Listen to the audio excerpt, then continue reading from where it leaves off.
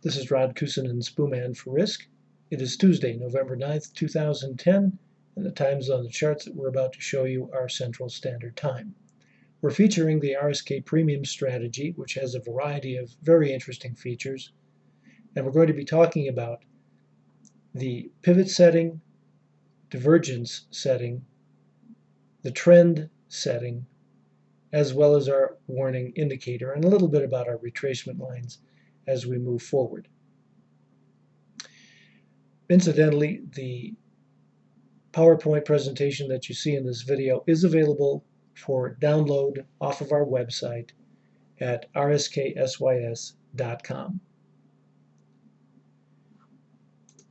We call the strategy the RSK Premium strategy because it reads the premium. In TradeStation, that's $ESINX. We have specific rules for reading the premium, and those rules are incorporated into our strategy, giving us the basis for pulling our trades. Two of the settings that we'll be discussing are the pivot setting and the divergence setting. Both are designed to get us in on major pivots. But because circumstances can vary, sometimes the pivot setting does not produce a trade, whereas the divergence setting does. It's simply a matter of what the market gives us. In the event that neither pivot or divergence produces a trade, we then try to get in on the move based upon the use of the trend setting. So for example, in this screen, we have a pivot short here, and then nothing beyond that. The trend setting looks for specific characteristics of the premium and then gets us in on that move after the pivot takes place. We're also going to be discussing our warning indicator, and the warning indicator shows yellow dots where market conditions indicate a possible move against the trade in the case of a short. Green dots appear in the event a long trade might be stopped out. So let's take a look at today and see how this performed. The market shorted out of the gate and came down to the low at 846. At that time, divergence caught up with us, and the strategy pulled long trades based upon a divergence that it recognized in the premium at this low. The market there then moved up and hit our profit target. There was no pivot trade on at this particular time. But now notice this little green dot right there. That green dot indicated that at that specific moment there were characteristics of the premium that suggested this move could result in a loss on our trade. Certain characteristics of the premium were showing up, and we alert the trader so that he could take the appropriate action to make sure that he conserves his profits. We recommend, if the trade is already in the money and this shows up, if you have not already done so, it's good at this point in time to move your stop very tightly, if not to break even. In this particular chart, all of our trades made money. Our next chart featured the pivot setting. Our pivot setting is set up very simply by simply turning certain fields in the strategy to true. Here, here, here, and then having a stochastic overbought and oversold range using a large contract with a 3-tick, and in this case a 10-tick interval. We used a profit target of 8 ticks in this particular strategy.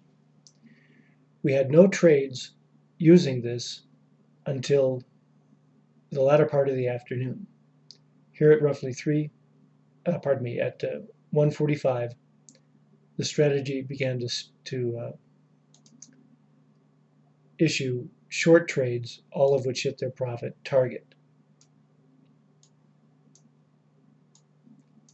Here we had a long trade, and you see immediately the green dots that show up on the screen warning the trader of a potential negative situation that could result in that trade taking a loss. So when we see this happening, if the trade at the time this occurs is already out of the money, we recommend taking action to exit that trade rather than to hold it for very long. Here again, the same thing occurred. The green dots show up, so probably best to get out of that trade.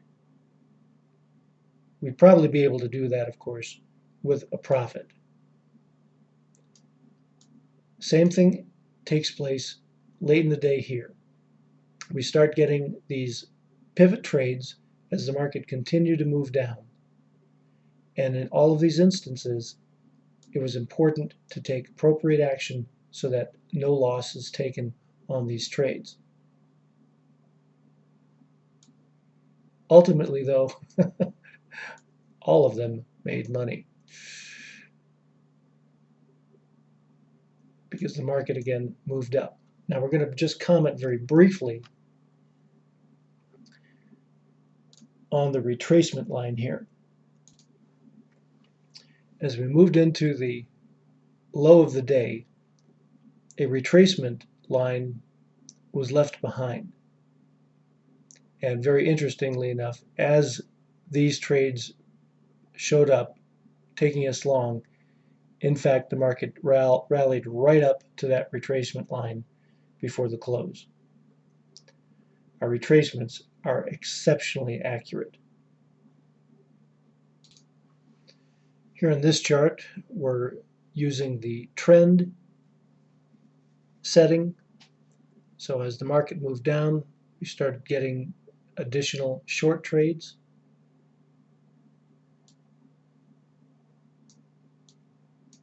Again, right in here, and then as the market underlying stochastic turned, we started getting long trades, as you see here, up to that retracement point. And just one other comment about our retracement lines. We can't see that very well on this particular chart because we don't have enough room. But our retracements today, November 9th, 2010, were 88% accurate.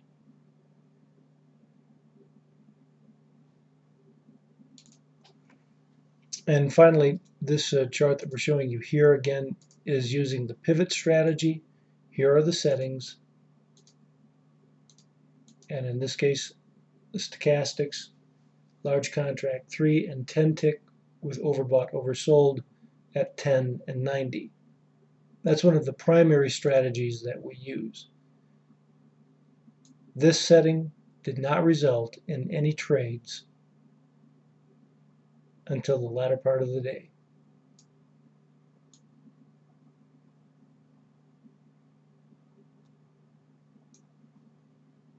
So only in the last half hour did that strategy begin to take long trades.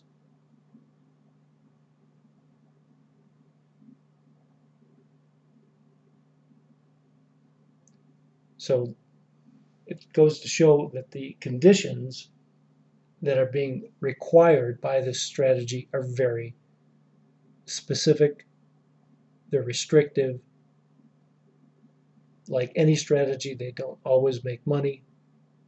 but there's a high probability that they will make money because of the way the strategy is set up to read the premium.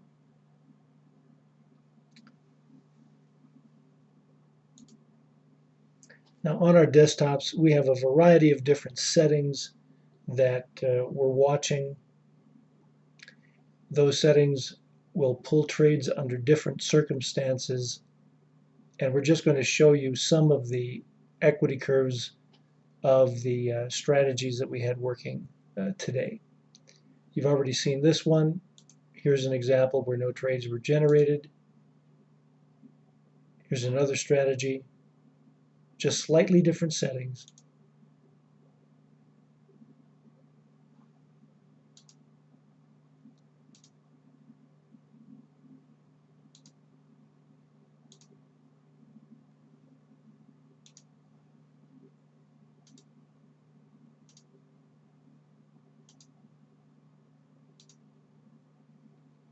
And as you can see, no matter how we set it up,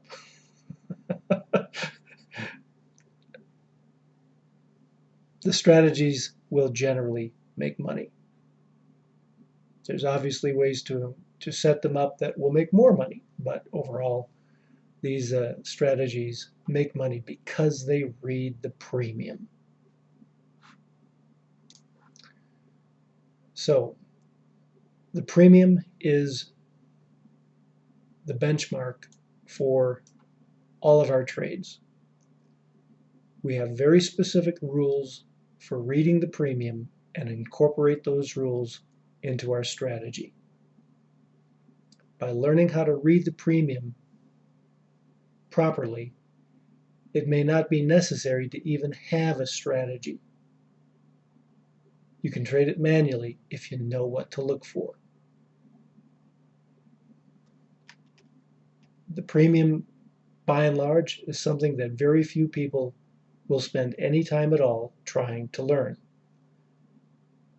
But in so doing, you're missing an opportunity for much more effective and accurate trades.